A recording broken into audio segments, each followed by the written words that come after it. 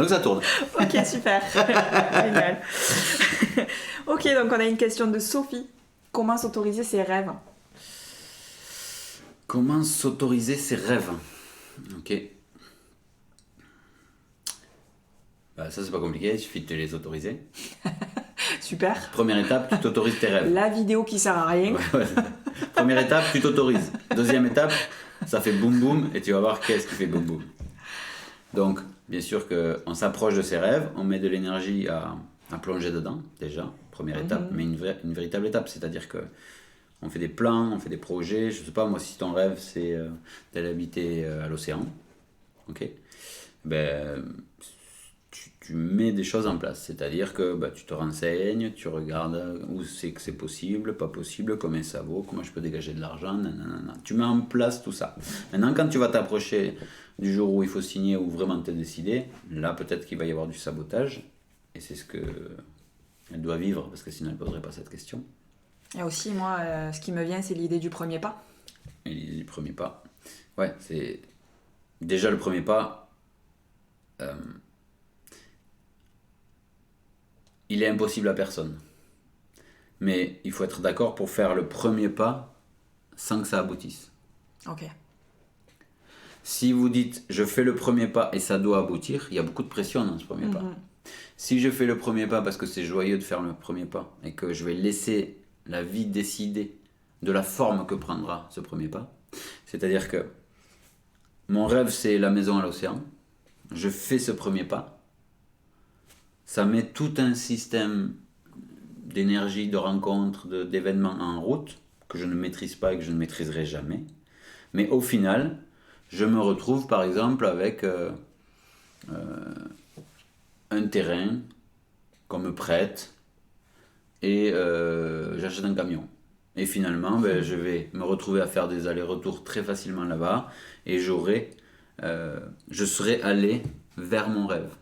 Mais est-ce que le rêve, en fait non, moi je voulais une villa et non pas un terrain et un camion. Ça c'est, dans la plupart du temps, on se fait happer par les rêves des autres. Il y a des égrégores, des sommes d'énergie, des sommes d'informations qui sont très importants. Il y a quelques années, il y avait l'égrégore de la Thaïlande. C'était hype d'aller en Thaïlande. Maintenant, ça bascule. Et en fait, tout le monde se fait happer par cet égrégore-là. L'égrégore du rêve de tous les Français, ou du rêve de tous les Européens, ou de tous les Occidentaux. Donc, est-ce que je suis dans mon vrai rêve, ou à cheval des deux, ou carrément je suis dans le rêve de Monsieur Tout-le-Monde? Ça, c'est à vous d'aller voir, en toute honnêteté. Parce que, bon, ouais, tous les gens qui se persuadent que leur rêve c'était le bon juste parce qu'ils veulent pas avoir tort, j'en ai vu des millions. C'est vous avec vous. Et une fois que j'ai compris quel était mon rêve, en fait, ouais, le vrai, ce rêve ne sert qu'à une chose, c'est à vous mettre en mouvement. Tu vois, il sert à te mettre en mouvement, ce rêve. Et ce qui est intéressant, c'est pas le but, c'est le chemin. Le chemin, il va t'amener vers plein d'expériences, des rencontres, des défis envers toi-même. Ça va t'amener vers plus de lumière, plus de liberté, plus de paix. C'est obligatoire, parce que ça va être confrontant, le chemin. Ou alors je reste chez moi et j'attends que ça passe. Ça, c'est le Monsieur Tout-le-Monde, et c'est ce que notre société veut qu'on soit. C'est-à-dire des petits patapons qui ne bougent pas, qui travaillent pour le système et qui ne se plaignent pas. Tu actives ton rêve avec l'évidence que je suis OK pour que ça arrive un peu à côté, ou que ça arrive totalement à côté. Mais ça sera quand même mon rêve, parce que ce que j'active, c'est la vibration du rêve. Ouais.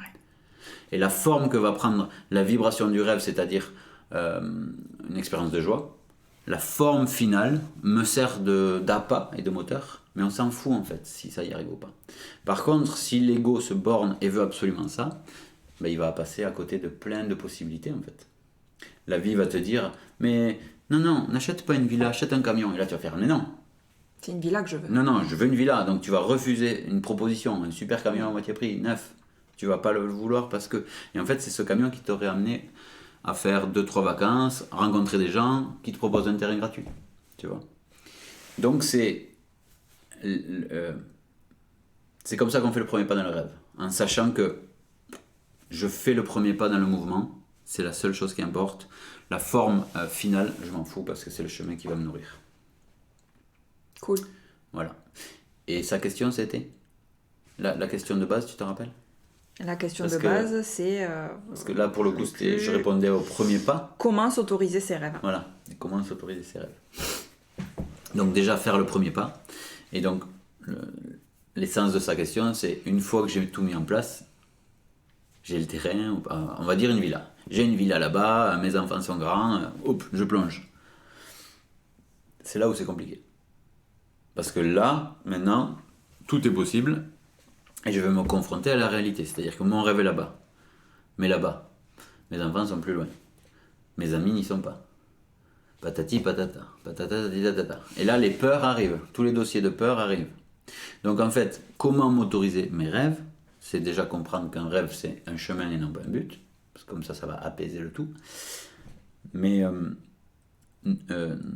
une fois que je suis au pied du rêve et que ça devient réalisable, eh ben, j'accueille mes peurs.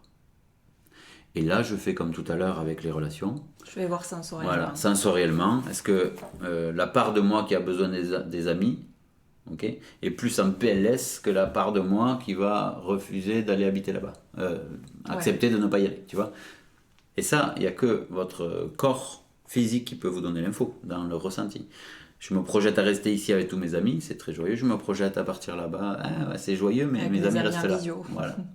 Donc, c'est tout ce truc-là qui fait que pourquoi tu ne t'autorises pas tes rêves? Parce qu'il y a une part inconsciente ou consciente de toi que tu as un peu décelé. Comment on dit? Comme tu as envie. Non, c'est pas décelé, c'est une part de toi dont tu n'as pas nourri les besoins, quoi. Okay. Tu l'as un peu étouffé, tu l'as pas pris en compte. Donc, qu'elle aille voir à l'intérieur. Et je crois que son rêve, c'est... Vas-y, voir si j'ai le même.